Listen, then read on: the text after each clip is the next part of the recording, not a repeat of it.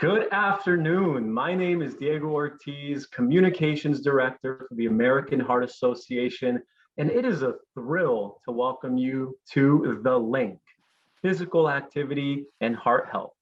I think we all know that exercise is good for us, but we often overlook is that every little bit counts. Whether you're a long distance runner like our guest Kathy, or if you're like me and you've been sedentary since the beginning of the COVID-19 pandemic, this is our chance to learn, get motivated, and most importantly, get moving. But before we get started, we would like to thank our presenting sponsor, NYU Langone Health, for being an amazing collaborator and supporter of our mission. Today's first guest is Heather Milton. She is exercise physiologist supervisor and sports health expert who is joining us thanks to NYU Langone Health. Heather will be sharing some tips, tricks, and insight into the connection between exercise and physical health. Then we will hear from Kathy Ayano, also known as the Brooklyn Mom on the Run, an inspiring volunteer who turned her life and health around at age 50 with a surprising to run the New York City Marathon. Whew. Her journey started and has since taken her around the world, literally. We can't wait to hear from Kathy. Stick around until the end because Heather will return to walk us through a fitness demo with a focus on anyone at home, in the park, or anywhere they feel comfortable. And the last thing I want to do is ask you to please visit our conversation companion page. We'll share that link in the chat box. This page was created as a resource hub to help you dive deeper into the topics that we will be covering today. Okay, now that we got that out of the way, let's welcome Heather Milton. Hi, Diego, and hi, everybody today.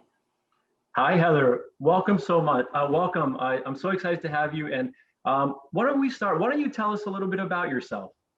Sure. So I'm a registered clinical exercise physiologist and a strength and conditioning specialist. So what that means is my work is devoted to developing the best fit exercise programs for individuals based on their clinical conditions, fitness goals, and health needs, or a combination of all of those things. So cardiopulmonary science has been a passion of mine for more than a decade, so I'm happy to be here and share some of my knowledge with you. So thank you for having me. No, of course, and we're happy to have you. I think what's really exciting is that this is the perfect time to be having this conversation. I think we're all starting to feel good. We're starting to see light at the end of the tunnel with the pandemic. The sun's out. It's almost that time where normally we would be out and getting more exercise. And I think to start this conversation, let's go to the basics. So what is the link between heart health and physical activity? Great question. So activity has many, many positive effects on the heart. So exercise is essentially physical activity that's structured. So we can talk about those two things kind of interchangeably, and we'll talk about how to structure it a little bit later. But every little bit of activity counts towards your heart health. It has this magic effect on lowering your blood pressure. So if you're active and you get a bout of exercise in, then for up to 24 hours and maybe even sometimes longer, depending on your exercise, it can help you maintain a lower blood pressure. It can also help to boost your HDL, or your good cholesterol, as well as decrease triglycerides and the bad cholesterol, the LDL. And it also helps us regulate our blood sugar, which is super important for diabetics and those who might be at risk for any clinical conditions, specifically resistance training. So we will talk about how to integrate that into a program a little bit later. And it actually does train the heart muscle itself. The heart is a muscle and it can get stronger just like our bicep muscle. So if you think about when we exercise, if you're lifting a heavy weight, our muscles get stronger and then can lift that weight much more easily. Our heart also adapts and becomes stronger in a similar fashion. And especially in these times you've mentioned where, we've gone through a lot over the past year. It can be stressful, and exercise is one of the best things you can do to help alleviate stress and decrease inflammation over time. So it's something we really should be considering integrating into every day if we can. Heather, I have to admit that. So before the pandemic, when I was commuting into work, I would walk, about a mile to the train station. I would walk from Penn Station to our office near Bryant Park. So, I did that in the morning and in the afternoon. So that alone was about 3 miles or maybe 4 miles that I was walking every day, just in my regular routine. And I haven't been able to do that, for obvious reasons. So what message do you have for someone really like me who hasn't been active in a while? Yeah.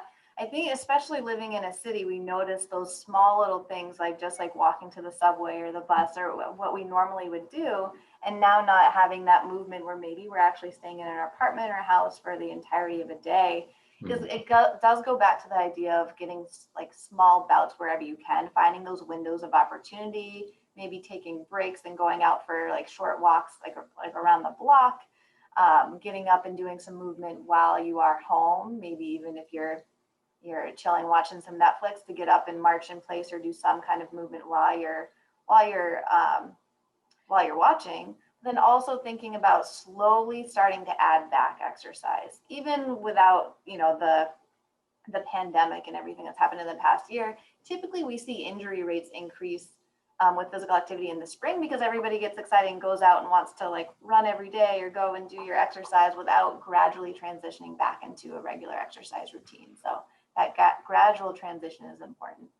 I love that message to just start slow and work your way up. Because I think that's probably going to be a theme for so many things as we're still in it. But once we get to that post-pandemic stage, when things start to ramp up, it can't just be 100. I think we have to work our way back up. But you also mentioned something that strikes a chord with all of us. We're all at home for the most part. So let's get into that part of the conversation. How can we stay fit at home? Yeah. So this could be an opportunity for thinking about some creative ways to do things maybe a little differently than you did before when you had the availability of a gym or maybe like a track that might be very congested nowadays. So think about maybe getting out of the same plane of motion that you typically are moving in, like walking, elliptical, cycling. That's all in what we call the sagittal plane. And thinking about movements that you can do, which is in the frontal plane, moving side to side, or transverse, moving in multiple directions. So that can be simple things like doing some strength training at home and doing some different types of movements there, or actually doing some agility work or high intensity interval training, which we will talk about a little bit later, or just simply working on, there's plenty of programs out there for like walk a mile, walk 2 miles, and getting a little bit more variety with that in terms of stepping in different directions while you're doing it, if you're doing it within the comfort of your own home.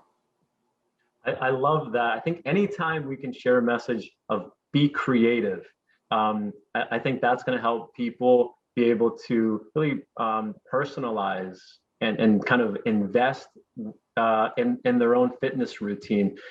I also want to ask Mark, who's our producer behind the scenes, if you can share that link to the conversation companion page so that folks can find some more information. We have some really nice infographics at the American Heart Association about getting active at home and some of the different recommendations. There's also information about the Life Simple 7. So can you tell us, just the connection between exercise and preventing chronic disease? Yeah, absolutely. I mentioned a little bit about how exercise is good for the heart and how it helps to maintain your blood pressure to a lower level and your cholesterol and glucose as well. So those things do, especially if you're at risk for heart disease, it's good to make sure that your cholesterol and your blood glucose are also well regulated.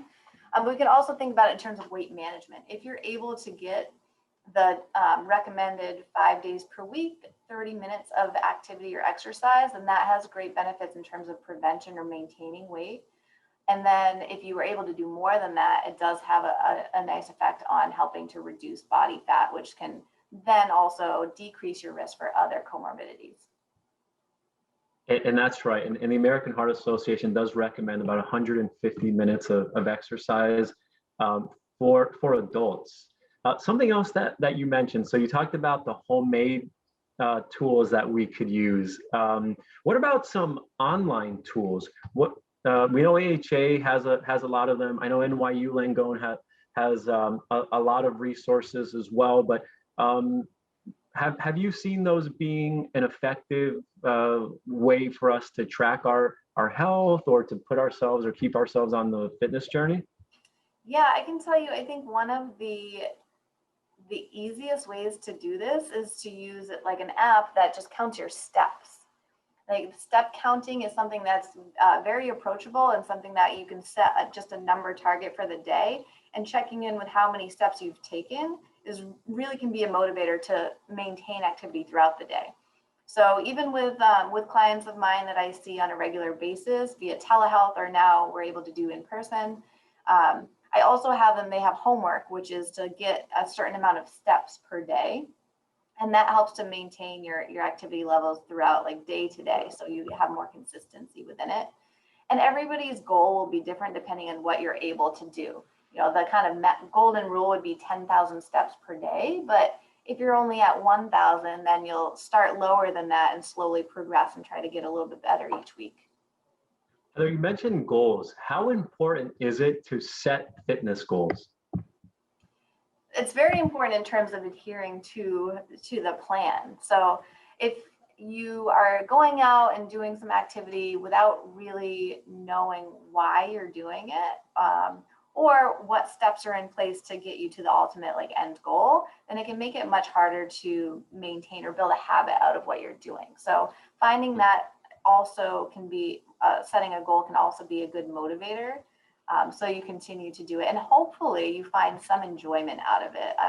Going back to the point earlier of like getting creative, is that you can also kind of branch out from the things that are like the typical and find things that you really enjoy. So it doesn't necessarily have to be this regimented like elliptical or treadmill walking to help you get to your goals. I'm so glad that you mentioned having fun with it, enjoying it, because I think what we've seen a lot, especially during the pandemic, is that a lot of us are suffering with our mental health. Can you discuss how activities like yoga, breathing techniques, and mindfulness can help improve our mental health and relax our mind, especially now? Yeah. So breathing is a great technique for multiple things. I tend to use some breathing techniques at the beginning of my exercise sessions with clients, especially if they're coming in very stressed from their day. It helps to kind of slow you down and concentrate on like your mindfulness and your body awareness. But it also can help to activate muscles that we want to be active, like your deeper abdominal muscles during exercise. Aside from that, it has a great effect on decreasing what we call your sympathetic nervous system, or that kind of fight or flight mechanism where your heart rate's higher, your breathing rate is higher, and your stress can kind of elevate. So using simple breathing techniques like taking 4 counts to breathe in, 4 counts to breathe out, kind of slow your mind down, but also slow down your breathing and your heart rate so you're more in a rested state, which can ease stress. Yoga and Tai Chi are also great for more kind of physical, kind of flowing motions that can also contribute to lowering blood pressure and decreasing stress. So those are all great, especially if you are feeling fatigued, or if there's a reason why you can't do like a harder workout. Those are great things to do in between your workouts. I love it. And I know that during the demo portion, you're going to show us some of the high intensity exercises, but I'm really glad that we were able to highlight some of these activities that can help us get centered, focus on our breathing, these things that can really add benefit to our mental health, because we all want to feel good, we all want to look good. And I think that as we start to get out of this pandemic, there's a sense of optimism. So we want to be able to kind of get in there and really make the most of this year and the time ahead of us. So before we talk to Kathy, I'd like for you to give us an opportunity. I'd like for you to give us a last message for the audience, and then we'll return to you for your fitness demo. Great. Yeah, thank you. So So let's start with just the thought of what you can do today, whether it is practicing some breathing techniques or getting out for a walk. Today the weather's not as nice as it was yesterday, but still nice enough for a walk. Or maybe joining us when we're doing the fitness demos and trying some of these workouts today that you might be able to adopt and do on your own at home. Such an important message. Such an important message. Well, Heather, thank you. Don't hang up just yet, okay? Hang on for another few minutes. I'll ask you if you can just shut off your camera and microphone for a few minutes. And now I want to welcome Kathy Ayano. Kathy, will you turn on your camera? Yes, I'm here. Oh, welcome. I love that photo. I think it's just a testament to your journey. But before we hear a little bit about where you've been, why don't you tell us just a bit about yourself? Sure. Who's Kathy? Thank you very much. And I'm very happy and excited to be joining all of you today. Thank you for the opportunity, Diego. So I am a mom. I have 3 children. I have a daughter and 2 sons.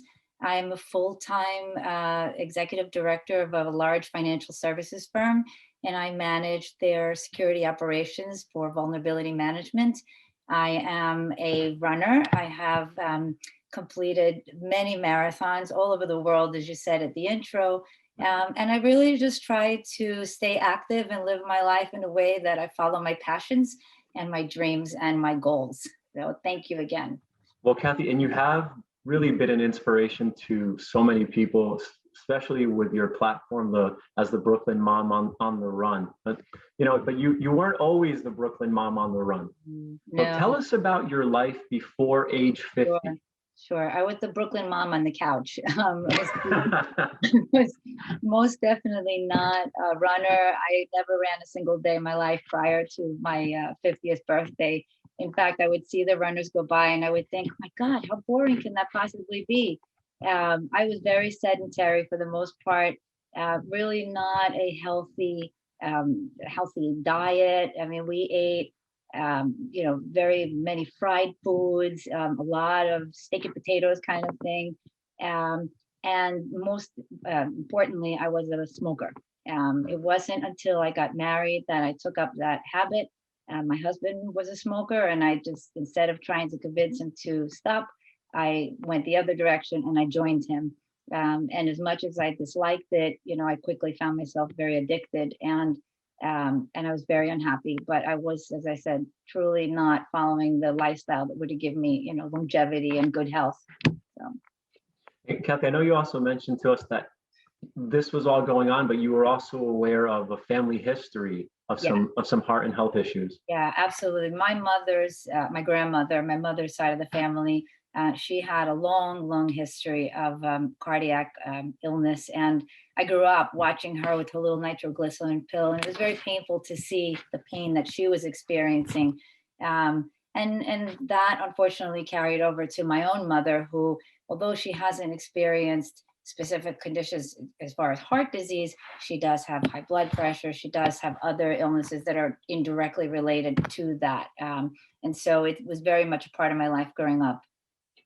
And I know that you've been very lucky, and you didn't really have that medical crisis like so many people have. But what was your tipping point?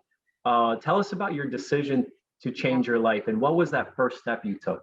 Sure. There were 2 tipping points. One was that my father became very ill, and he was really my everything. He was my hero. He was my biggest champion, my biggest supporter. And when he became ill, and unfortunately it was a life-threatening illness, it just triggered a sense of reality that, we're not here forever, and there are certain things that we can do to at least live our best life. He unfortunately picked up some habits along the way that took away that life from him. And I really wanted to make sure that I turned things around, and whatever I could control, I would absolutely take control over. So that was really the biggest trigger of all. And then as I approached my 50th birthday, literally that year in January, I woke up and I said to my husband, I need to do something drastically different. I want to bring in this birthday feeling the best I've ever been, truly empowering myself to say that I've taken that control back and that I can really pursue the things that I enjoy most. And most importantly, that I want to be able to live a life that's going to enable me to be here as long as I possibly can for my children, because they were my biggest, inspiration. I want to do what I do so that I can show them that it's possible to make the change, but also that I could be around for as long as I can for them. And so, Kathy, what was that first step that you took?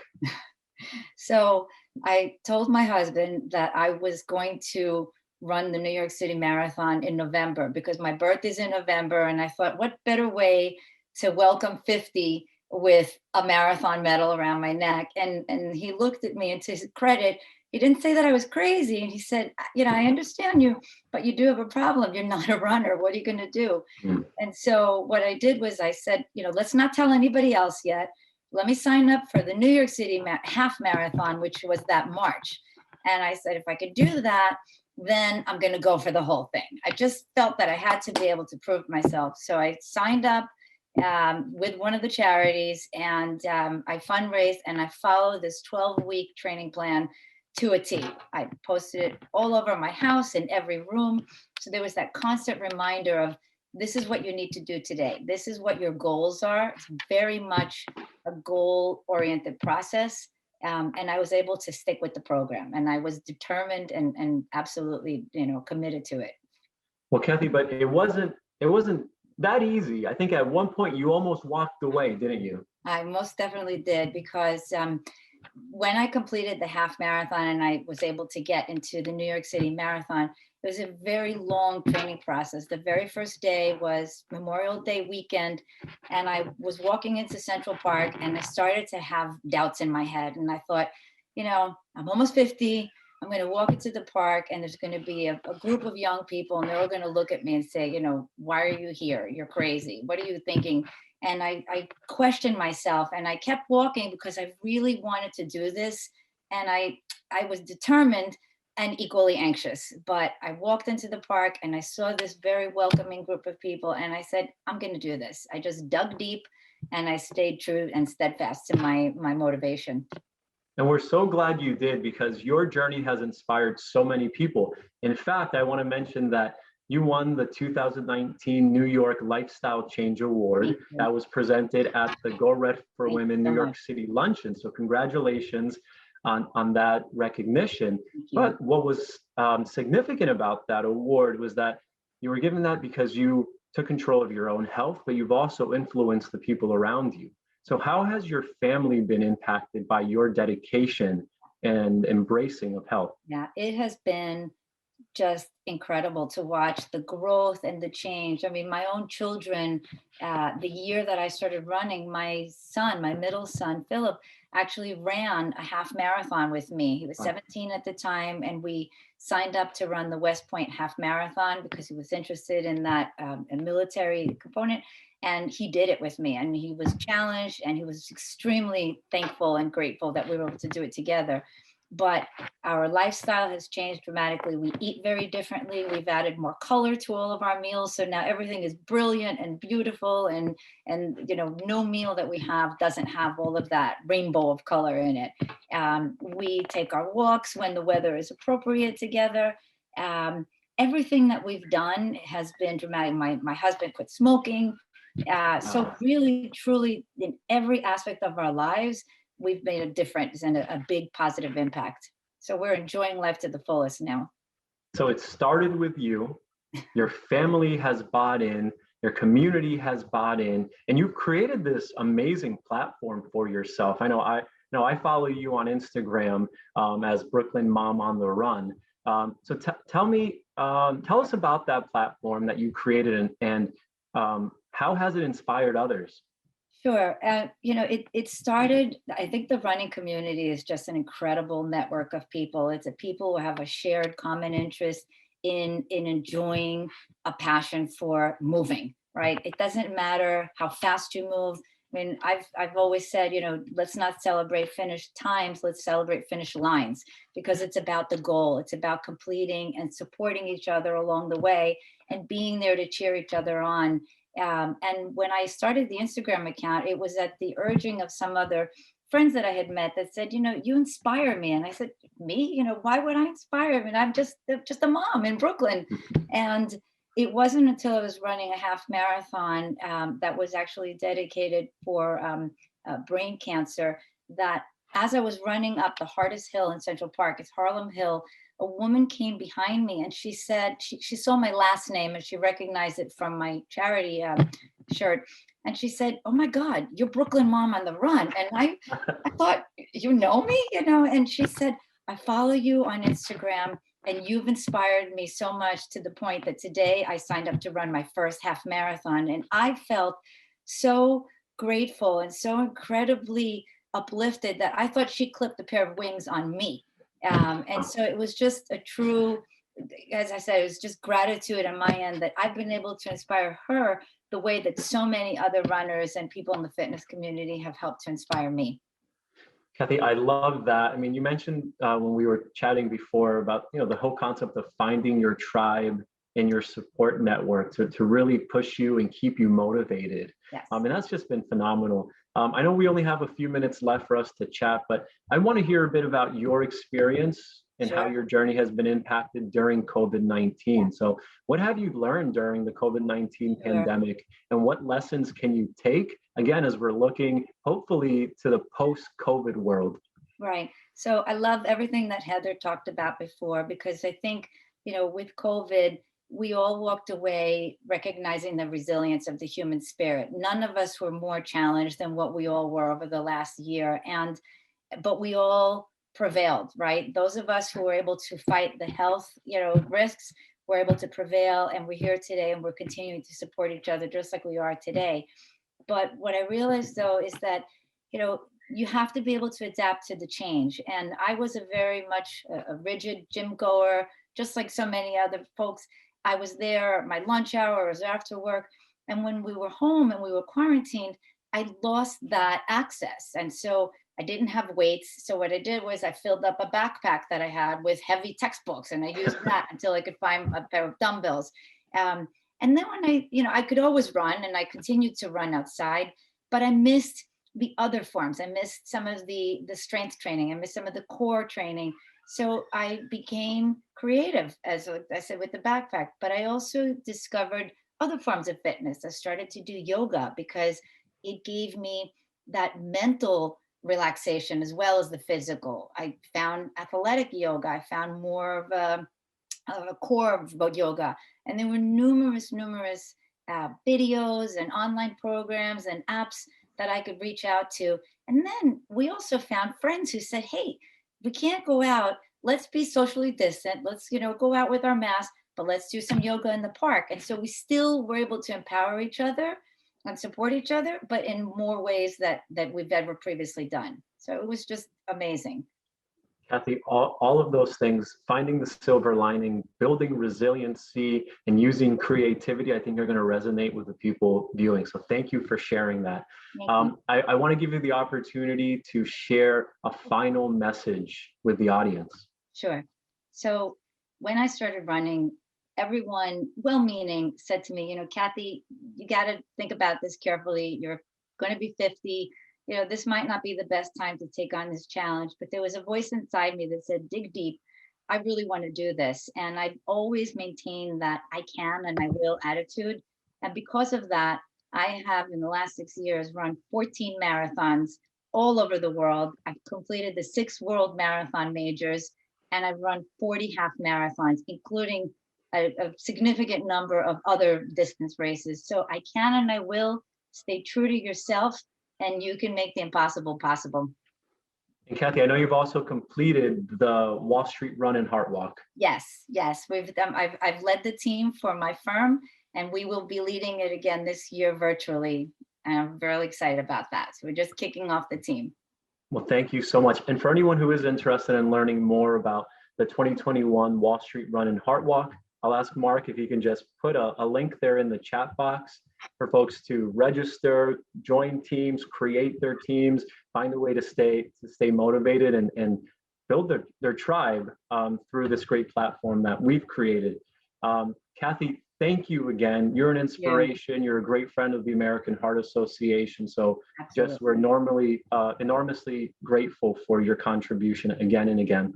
Thank you so much. And thank you for all the incredible things that you do to help to educate people and to help to promote heart health. It's our pleasure. All righty, Kathy.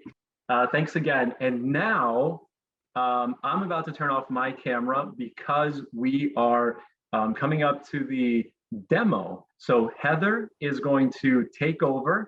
She's going to walk us through the demo. And I believe you have a special guest with you, Heather. Do you want to introduce her as I'll turn off my camera? Yes. Thank you, Diego. And Kathy, that was a great story. So allow me to introduce Kate, my colleague here at NYU. And just a side note, we are both fully vaccinated. So if you're concerned with us being in an unmasked room together, we are fully vaxxed and still maintaining 6 feet apart. But if you are around other people and exercising who you are not unsure or you're not vaccinated, it's still best practice to wear your masks. So we are going to get started with a steady state aerobic activity. So Kate is going to start by marching in place for me. So steady state aerobic exercise elevates the heart rate to a zone that is high enough to stimulate the heart muscle to work, but not so high that it cannot be maintained over a more prolonged period of time, whether it be 5, 10, 15, or 30, 60 minutes, depending on your fitness level. So these type of workouts should be done 5 days per week and ideally getting up to 30 minutes. Now, if you'd like to lose weight, maybe you want to prolong that and do a little bit more duration, but only if you've slowly progressed into that. If you're starting from nothing, then maybe starting 3 non-consecutive days per week and then just adding an extra day until you get to those 5 days, then you can think about adding more duration. So just remember, for the benefits of reducing blood pressure, we do want to get consistent aerobic exercise, ideally every day, to keep that blood pressure nice and low. So let's check back in with Kate now. Kate, how are you doing? Pretty good. Great. So I can tell this is not very difficult for her, and we do want to get this into a moderate intensity, moderate to somewhat hard intensity exercise. So we're going to use a scale called the rating of perceived exertion. And I don't know if you can see this here. It's basically a 1 through 10 scale that you can rate the difficulty level that you're working at. So we want her to get into about a 4 to a 6. So Kate, how would you rate this? 2. 2. Okay, so I'm going to have her break into more of a jog so we can get into that moderate intensity, hopefully. And this is something, it doesn't have to be jogging in place. It could be any type of activity you choose. It could be dancing, it could be rowing, whatever the activity that you prefer. Kate's giving a good demo of moving outside of the sagittal plane, moving side to side instead. And how would you rate this now? This is like a 5. Perfect. All right. So that's where we want to maintain that steady state in this nice, moderate to somewhat challenging zone. So we can also track the intensity by looking at heart rate response. Now, I happen to know that Kate's peak heart rate is 190 because we've measured in the lab before. And you may also know yours if you've done a exercise tolerance test for your cardiologist or a metabolic test in the past. So I know that for moderate intensity for Kate, that is 50 to 70% of her peak heart rate of 190. That's 114 to 133 beats per minute. So Kate, what's your heart rate now? 121. Perfect. Okay. So we're right in that zone. That's where we want to keep that steady state. So that completes. We've covered the frequency, intensity, time, and type of exercise. That's our FIT principle for organizing physical activity into that structured exercise plan. So what if you've been doing walking, jogging, and you want to get something a little bit more interesting, maybe a little bit more high intensity? HIIT training, which is high intensity interval training, is good for boosting fitness, improving resting heart rate, and building your ability to do higher intensity activities in your daily life. So only start this if you have a nice base of training for at least 4 weeks with the slower steady state aerobic training. And if you do have any clinical conditions, just make sure you check with your healthcare team before you start. So this type of training only needs to be done 1 to 2 days per week for maybe up to 20 minutes. And you can substitute this for 1 or 2 of those slower steady state exercise days. So I'm going to have Kate demonstrate a skater jump, which is a nice high intensity activity. The quicker you move, the wider you jump, the more you're going to feel that heart rate raise up. And we're going to do just 30 seconds here. You can already hear her breathing is increasing more than she was in that jog. And so when you start interval training, you want to do about 30 seconds on, 30 seconds off, and you can start to increase the duration of the interval and decrease the rest period as you gain more fitness. How would you rate this now, Kate? 8. 8, awesome. That's exactly where you'd want it to be, but then go ahead and take an active recovery, marching in place, letting the heart rate come back down, breathing rate come back down. That's how we develop a better heart rate recovery, exercise recovery, but also improve our resting heart rate as well. And so you would do a bunch of different sets of this. So starting maybe even just 4 sets is enough. And then progressing it up to about 10 different types of intervals, depending on how your fitness level progresses. But we're going to skip ahead and start to talk about resistance training now while Kate catches her breath and recovers. So resistance training, or strength training, as you hear it called more often, is an important part of a well-rounded exercise program, both for fitness and for health. So these types of workouts should be done 2 to 3 days per week on non-consecutive days, so you let your muscles have enough time to recover in between. This helps to improve your balance, improve your cardiovascular fitness, increase your insulin sensitivity, as we mentioned that being good for diabetics or pre-diabetics, but all of us benefit, and we also all benefit from improving our metabolism. So you want to start someone who has never done strength training with about 1 to 2 sets, 8 to 12 repetitions at a time, and giving a nice break of 60 to 90 seconds between each exercise. So I'm going to ask Kate, now that she's recovered, to go into a squat. So this is a great exercise to do. You can see here she has excellent form. We're demonstrating squats and different exercises all day, so she's already warmed up. You want to make sure that the knees are in the same line as the feet, and the feet are facing forward. And we're able to engage our core and maintain a good posture with your body upright rather than leaning too far forward as you squat. Now, if you don't have the flexibility in your hips and your ankles to do this exercise, we can actually just do a modified version, a demi squat, or we could even add just doing a step. So for the step, we're still working all of the major muscles of our lower body, extending at the hip, the knee, and the ankle as you step up. But you can see that the range of motion is not quite so great, so it's a good starter if you're not able to do squats just yet. And so we can also make sure, we want to make sure by the 12th repetition that is the last one that you want to do. You're already tired. And then you get a rest break in between to recover. So if it does not feel challenging enough, you can grab dumbbells and have Kate go back to her squat. Doing 12 repetitions, maintaining good form. And you want to feel like by that 12th repetition, it's the last one you can do while still maintaining all of that good form that we talked about. Right. I'm going to give Kate a break and we're going to skip ahead to the next exercise. You're welcome. So we're going to get into a hip hinge. So this is what our deadlift position. So hinging at the hip, concentrating on those larger muscles of the what we call the posterior chain, which is all the muscles in your backside. Right. So getting a good hinge down, keeping your feet grounded on the floor, pressing down through your feet as you stand up and squeezing your glutes. Now, if this position is too challenging, let's say you have a curve in your back as you reach down, which we see often, then you can always go down and do what we call a glute bridge. So that is a good way to get that hip extension without worrying about your back position, because your back is support from the floor. So here Kate is squeezing her glutes, pushing your hips up towards the ceiling and maintaining pressure down through her whole foot into the floor as she reaches up. You can even add resistance here, holding dumbbells at your hips or holding a band across your hips for more of a challenge. Make sure you feel tired by that 12th repetition.